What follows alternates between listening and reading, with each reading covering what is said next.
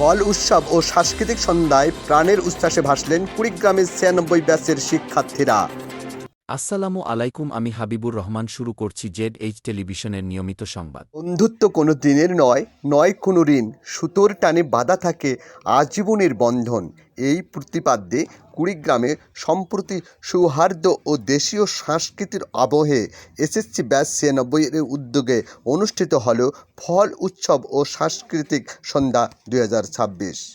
শনিবার সন্ধ্যায় জেলা শহরের খলিলগঞ্জ এলাকায় উৎসর্গ নার্সিং সেন্টারে প্রথম তলায় একটি মনোরম মিলনায়তনে আয়োজিত এই অনুষ্ঠানে ব্যাচ ৯৬ এর সদস্যরা ও আমন্ত্রিত অতিথিরা অংশগ্রহণ করেন। অনুষ্ঠানের শুরুতে অতিথিদের ফুল দিয়ে শুভেচ্ছা জানানো হয়। এরপর দেশীয় মৌসুমি নানা ফলের সমারোহে বর্ণিল ফল উৎসবের উদ্বোধন করা হয়। আলোচনা পর্বে বক্তারা বলেন, ব্যাচ ভিত্তিক এমন আয়োজন শুধু পুরনো বন্ধুদের মিলন মেলা নয়, বরং সামাজিক বন্ধন সুদৃঢ় করাও একটি কার্যকর উদ্যোগ।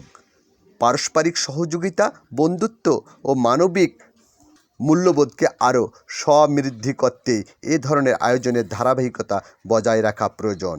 অনুষ্ঠানের দ্বিতীয় পর্বে অনুষ্ঠিত হয় মনোজ্ঞ সাংস্কৃতিক অনুষ্ঠান। এতে ব্যাচ ৯৬ এর সদস্যরা সঙ্গীত পরিবেশন করেন। প্রাণবন্ত পরিবেশনায় উপস্থিত দর্শক শ্রোতারা মুগ্ধ হন এবং করতালির মাধ্যমে শিল্পীদের উৎসাহিত করেন। আয়োজকরা জানান, দীর্ঘদিন পর এক ছাদের নিচে বন্ধুদের মিলিত হওয়া, স্মৃতিচারণ, পারিবারিক বন্ধন সুদৃঢ় করা এবং নতুন প্রজন্মের কাছে দেশীয় ফল ও সংস্কৃতির গুরুত্ব তুলে ধরাই ছিল এ আয়োজনের মূল উদ্দেশ্য। ভবিষ্যতে সামাজিক ও মানবিক বিভিন্ন কর্মকাণ্ডে ব্যাচ ৯৬ সক্রিয় ভূমিকা পালন করবে বলে আশাবাদ ব্যক্ত করেন। আনন্দ, উচ্ছ্বাস, আন্তরিকতা, সৌহার্দ্যপূর্ণ পরিবেশে দিনব্যাপী এই আয়োজনের সমাপ্তি ঘটে। কুড়িগ্রাম প্রতিনিধি মাসুদ রানার তথ্যচিত্রে নিউজ ডেস্ক, ZS টেলিভিশন।